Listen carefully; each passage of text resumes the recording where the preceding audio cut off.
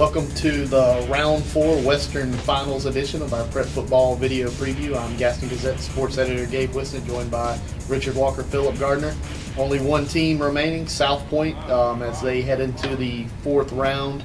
One game away from playing for a state championship against Anson County. Anson County comes in at 10-4, South Point at 12-2. Quick rundown of how these teams got here. Anson County, the 12 seed, coming out of the Southern Carolina 3A, 4A, beat Marvin Ridge 21-7, Crest 10-3, and Northern Guilford 34-32. South Point, the 7th seed, obviously coming out of our local Big South, beat Ashbrook 21-14 in overtime, 35-14 over Forest View, and then 24-7 last Friday over A.L. Brown.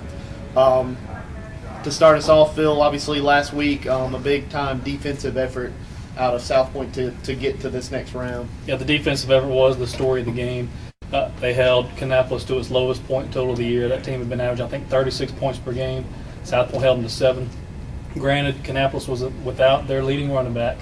He had rushed for 1,700 yards, 30 touchdowns, and he was not in the game. He would have definitely made a difference, but still, you got to give a lot of credit to the South Point defense. And it wasn't just Maurice Falls, the guy we talk about on the show all the time. Carson Ginn was making plays, Jeremy Hunter, Rod Williams, Roy Turner. They were flying after the ball all over the place, get pressure in the backfield. South Point offense gets a lot of pub all throughout the year because of the triple option offense and what it's able to do, but this defense deserves some credit too.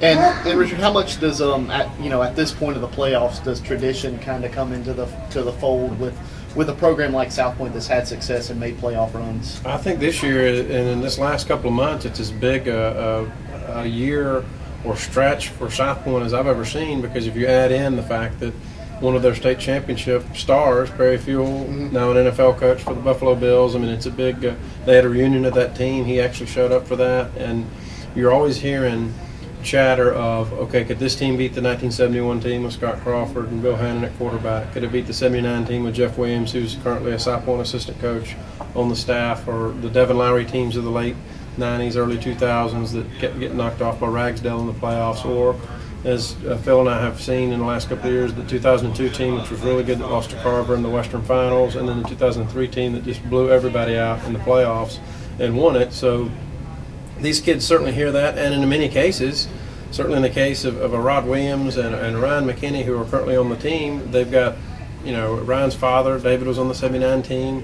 Rod's uncle is Jeff Williams. I mean, these kids have lived it. I mean, they've seen it. And, anytime you go to a South Point game, you see a lot of young guys that play for the youth football. So they've grown up.